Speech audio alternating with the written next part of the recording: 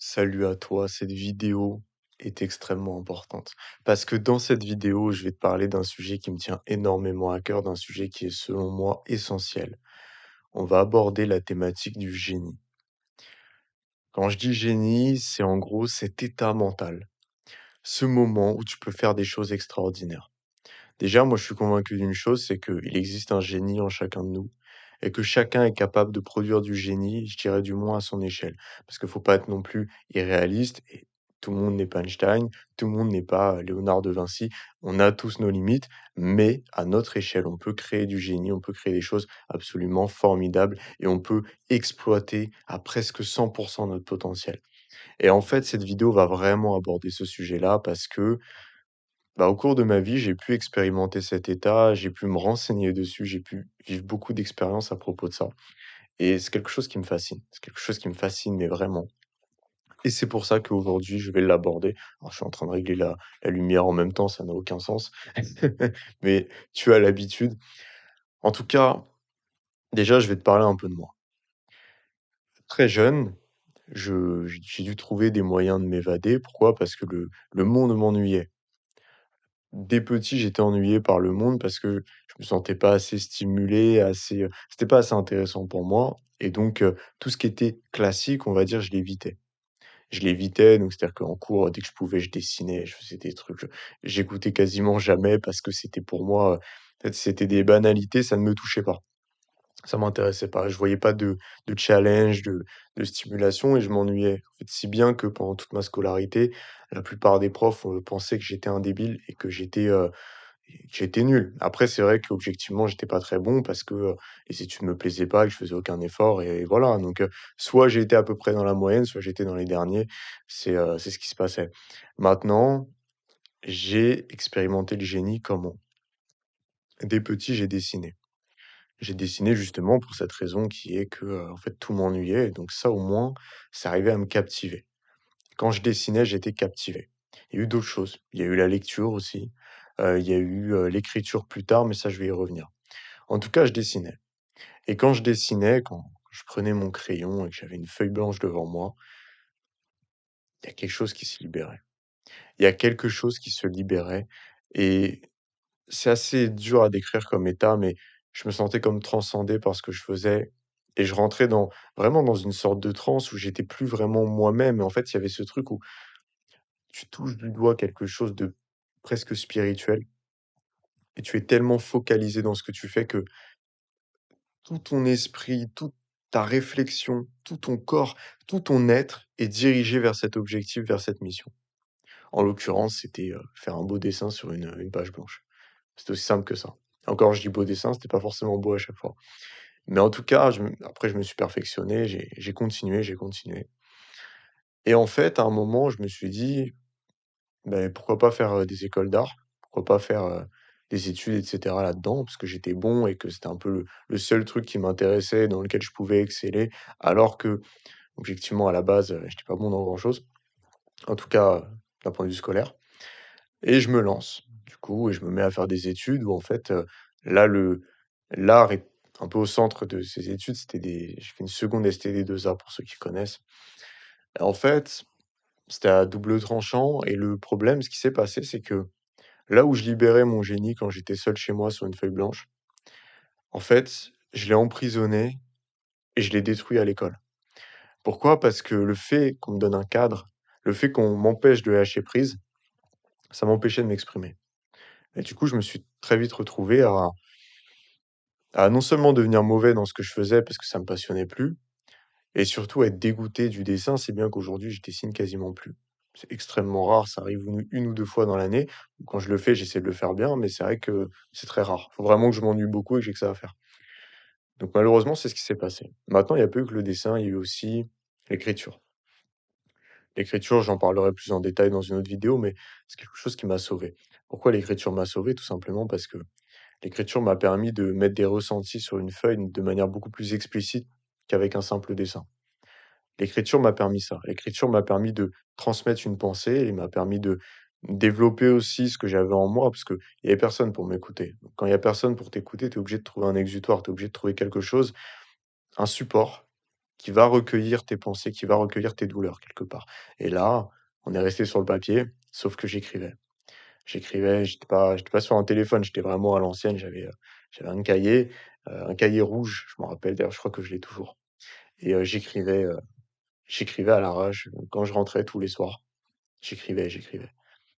J'étais triste souvent, ça me faisait du bien, ça m'aidait et quand j'écrivais, il y avait un moment où en fait, pareil, un déclic. Il y avait ce déclic, il y avait ce moment où en fait là, tu commences à faire de la magie.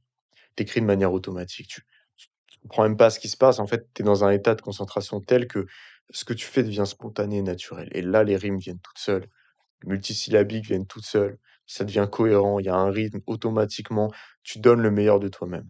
Ça veut pas dire que tu deviens un virtuose directement, mais ça veut dire que tu donnes le meilleur de toi-même à cet instant T. Et qu'avec la pratique, avec l'apprentissage, tu donneras le meilleur de toi-même peut-être dans 5 ans, mais avec toute l'expérience que tu as emmagasinée, ben, en fait, le meilleur de toi-même à ce moment-là sera encore meilleur que ce que tu étais avant. Donc le virtuose, le génie évolue. Mmh. Il évolue avec la théorie, il évolue avec la pratique et c'est ce qui s'est passé, ça a évolué.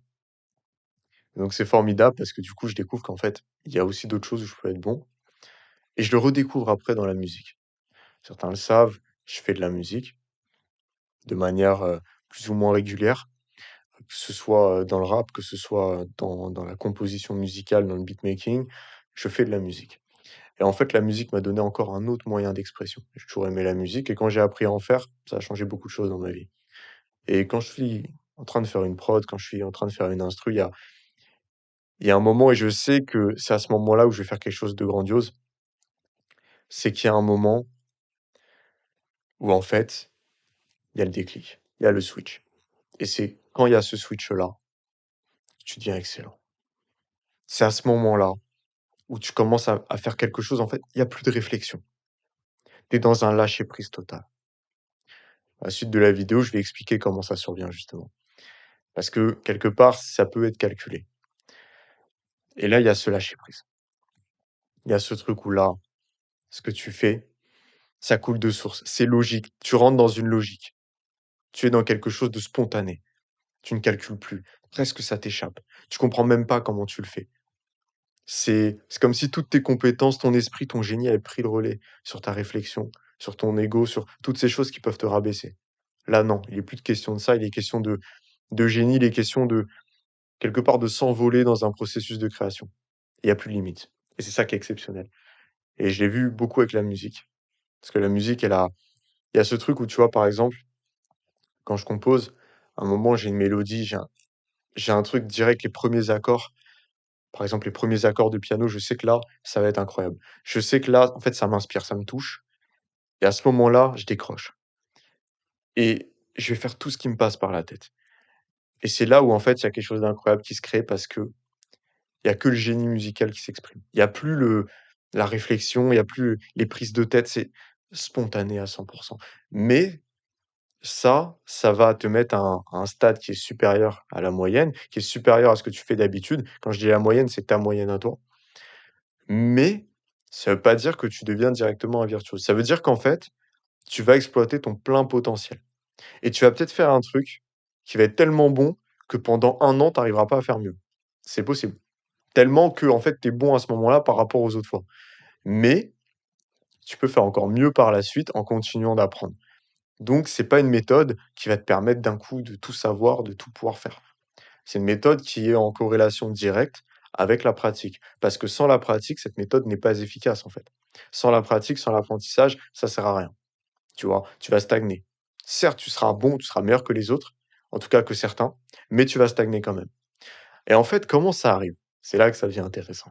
À quel moment dans le processus de création, il y a le switch?